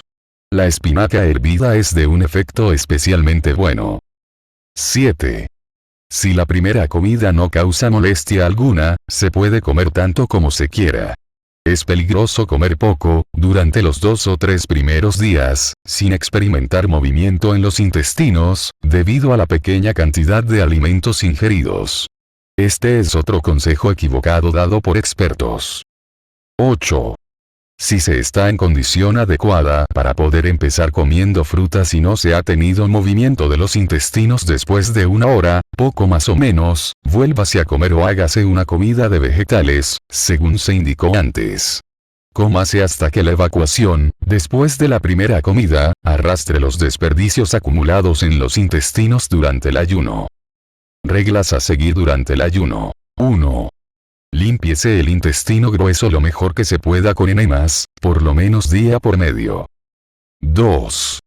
Antes de empezar un ayuno más largo, tómese un laxante de cuando en cuando, sobre todo el día antes de empezar a ayunar. 3. Si es posible, permanezca hacia el aire libre día y noche. 4. Se ha de caminar, hacer ejercicio o trabajo físico, solo cuando uno se sienta bastante fuerte para ello. Si se siente cansado o débil, hay que descansar y dormir todo lo que se puede. 5. En los días en que uno se siente débil, como ocurrirá cuando los desperdicios estén en circulación, el sueño será intranquilo y perturbado por pesadillas. Esto se debe a venenos que pasan por el cerebro. La duda pérdida de fe hará presa de la mente. En tales casos, tómese este libro y léase y reléase este capítulo y los demás que tratan del ayuno. No olvide que se está, figuradamente hablando, sobre la mesa de operaciones de la naturaleza. En la operación más maravillosa que pueda hacerse, pero sin bisturí.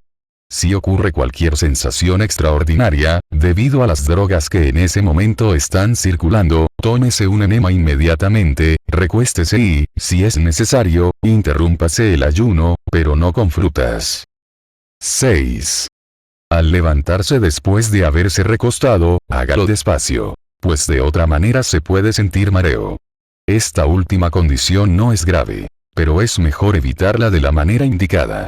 A mí me causó considerable terror al principio, y conozco a varios que ayunaban y que comían sobriamente, pero que se rindieron en cuanto experimentaron esta sensación, la que les hizo perder la fe para siempre. Bebidas de ayuno. El entusiasta fanático del ayuno solo bebe agua. Cree mejor evitar toda traza de alimento. Yo considero lo mejor una limonada suave con un poco de miel o azúcar morena o un poco de jugo de fruta. Bébase durante el día tantas veces como se desee. Pero, en general, no más de 2 o 3 litros por día. Cuanto menos se beba más eficaz es el ayuno. Para variar, durante un ayuno largo es muy bueno el jugo de vegetales no farináceos. El jugo de tomate crudo y otros por el estilo, es también bueno. Pero, si durante un ayuno largo se toman jugos de fruta, el de naranja, por ejemplo, hay que tener extremo cuidado. Pues los jugos de frutas pueden causar que los venenos se disuelvan con demasiada rapidez, sin causar un movimiento de intestinos. Conozco un gran número de tales ayunos, con frutas y jugos de frutas, que fallaron completamente porque toda la mucosidad y todos los venenos se disolvieron demasiado rápidamente y perturbaron demasiado a todos los órganos al circular, pues solo pueden ser eliminados por la circulación, sin la ayuda del movimiento de los intestinos. Ayuno matinal o supresión del desayuno. El peor de todos los hábitos de hoy en día, es atiborrar el estómago con alimento, temprano por la mañana. En los países europeos, con excepción de Inglaterra, nadie toma por desayuno una comida corriente, sino que toman una bebida cualquiera con solo pan. El único periodo en que el hombre no come por espacio de 10 a 12 horas, es mientras duerme durante la noche. En cuanto el estómago está libre de alimentos, el cuerpo empieza el proceso eliminativo propio del ayuno. Por lo tanto, las personas se sienten deprimidas por la mañana con el estómago y la lengua con una capa blanca. No sienten apetito alguno. No obstante desean comer, comen y se sienten mejor. ¿Por qué? Otro misterio revelado. Este es uno de los problemas más grandes que he resuelto. Es uno que ha mistificado a todos los expertos, que creen ese efecto del alimento mismo. En cuanto se vuelve a llenar el estómago, la eliminación cesa y uno se siente mejor. Debo decir que este secreto que he descubierto es, sin duda, la explicación del por qué el comer se ha hecho hábito y ya no es lo que la naturaleza quiso que fuera, es decir, la satisfacción, la compensación de una necesidad natural. Este hábito de comer, que aqueja a toda la humanidad civilizada y que acaba de ser explicado psicológicamente, implica y comprueba la frase que inventé hace mucho tiempo. La vida es una tragedia de nutrición. Cuanto mayor es la cantidad de desperdicio que el hombre acumula, más tiene que comer para detener la eliminación. He tenido pacientes que tenían que comer varias veces durante la noche para poder dormir. En otras palabras, tenían que poner comida en el estómago para evitar la digestión de la mucosidad y de los venenos acumulados en el mismo. Ayunos cortos y supresión del desayuno. En mi práctica con unos 1000 pacientes, ha habido algunos que tenían que comer varias veces durante la noche para dormir. La razón es muy clara. Pongamos un ejemplo. Al despertar uno quizás se siente lo más bien. Pero, en vez de levantarse, se queda en la cama y vuelve a dormirse. Esta vez tiene un sueño desagradable, y al despertar de nuevo, se siente verdaderamente deprimido. Se comprende la razón exacta de esto. En cuanto uno se levanta, camina o hace algo, el cuerpo se encuentra en una condición enteramente diferente que durante el sueño.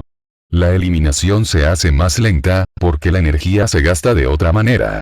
Si se suprime el desayuno de los menús diarios, es probable que se experimente durante 1 o 2 días alguna sensación, nada grave, tal como el dolor de cabeza. Pero después de esto uno se siente mucho mejor, trabaja mucho mejor y saborea su almuerzo con más gusto que nunca.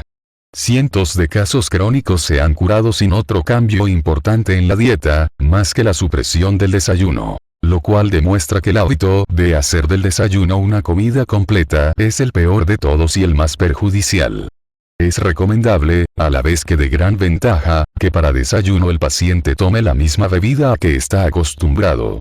Si desea café, que tome café. Pero nada absolutamente de alimento sólido.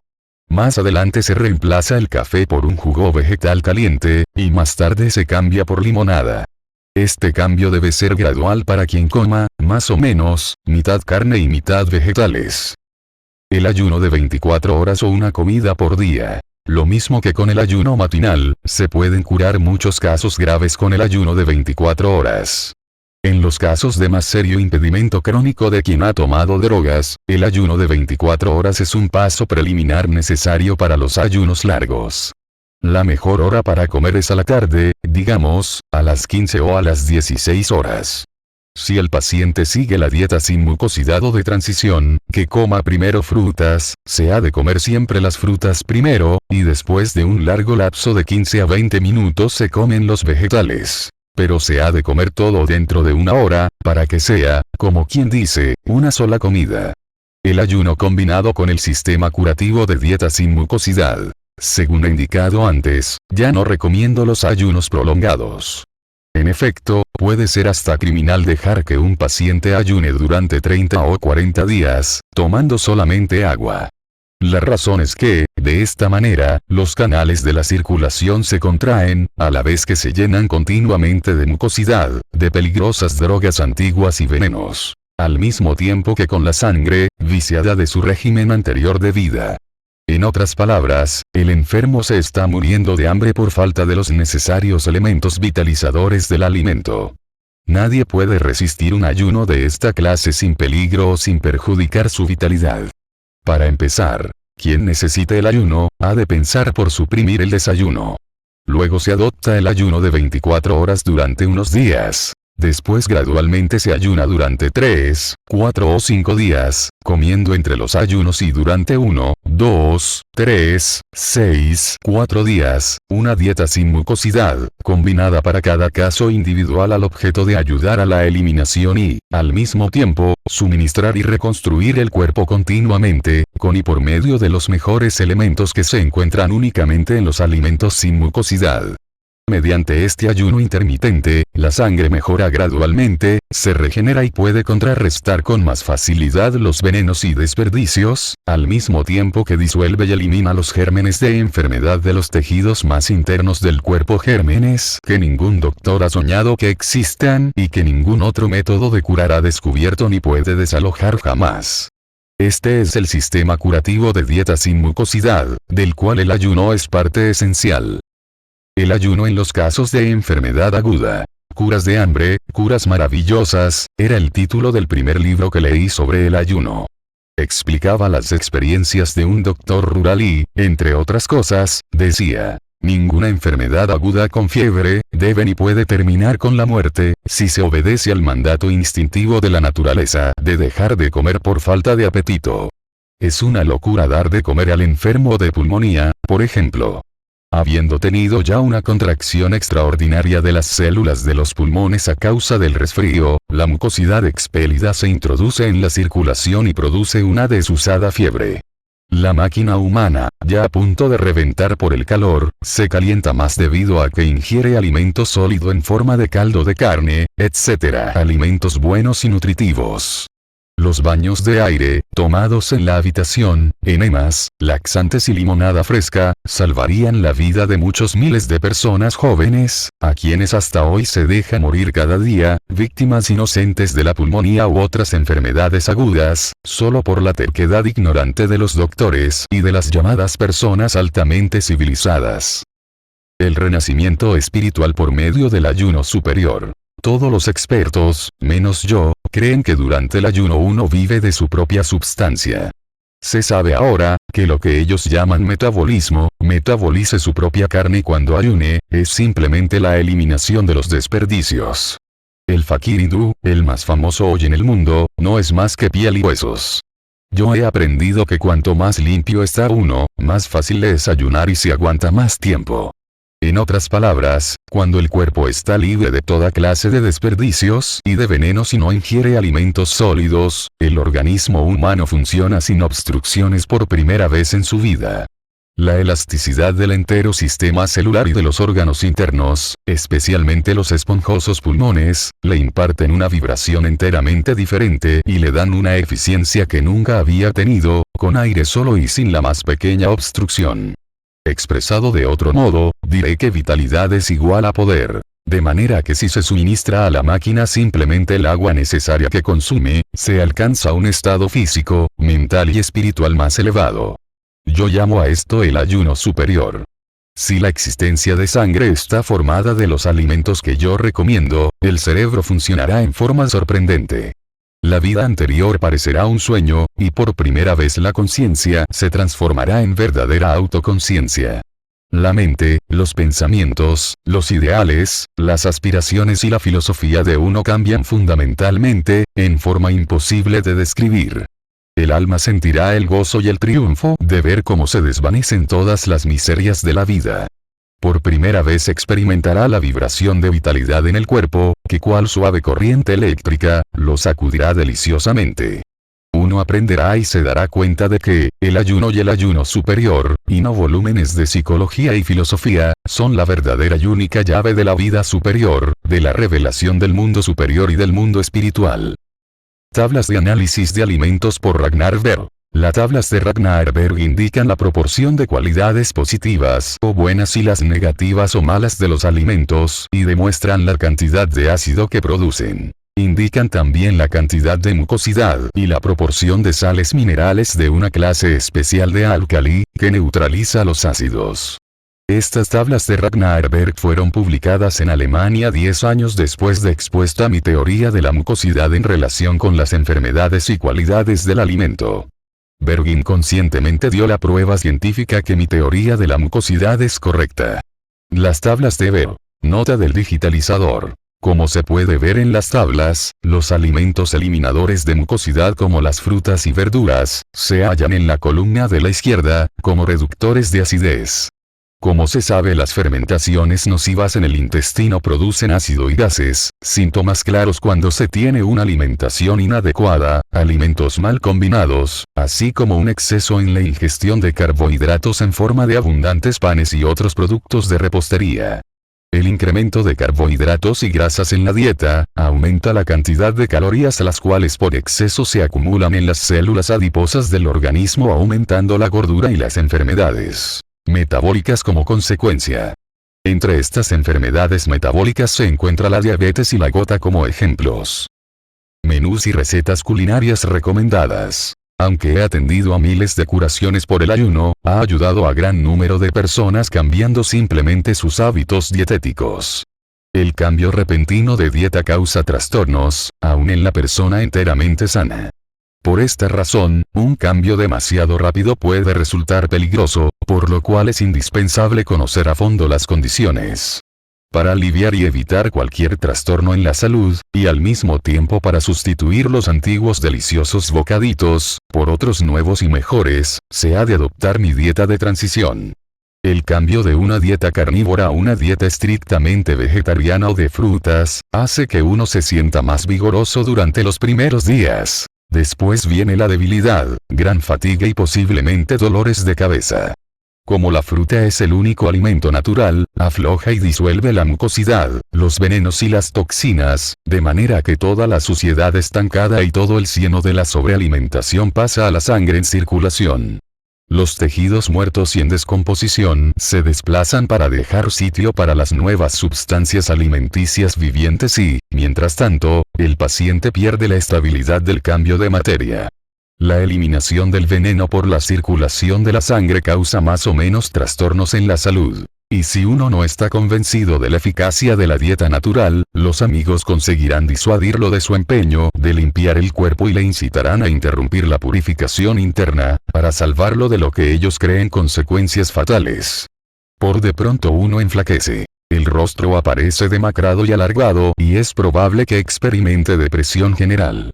Esto no es más que la crisis de la curación, y si se resiste comprensivamente traerá una perfecta salud que no se esperaba. Yo divido todos los alimentos en dos clases. 1. Alimentos que forman mucosidad. 2. Alimentos que no forman mucosidad. Bajo la primera denominación, incluyó carne, huevos, grasas, leche y todos los derivados de los mismos, porotos secos, guisantes secos, lentejas y todo alimento feculoso o sea de almidón. La segunda clasificación comprende toda clase de verduras frescas y de frutas. Hay ciertas clases de vegetales y frutas que contienen más o menos almidón, por lo cual solo merecen importancia secundaria en la dieta.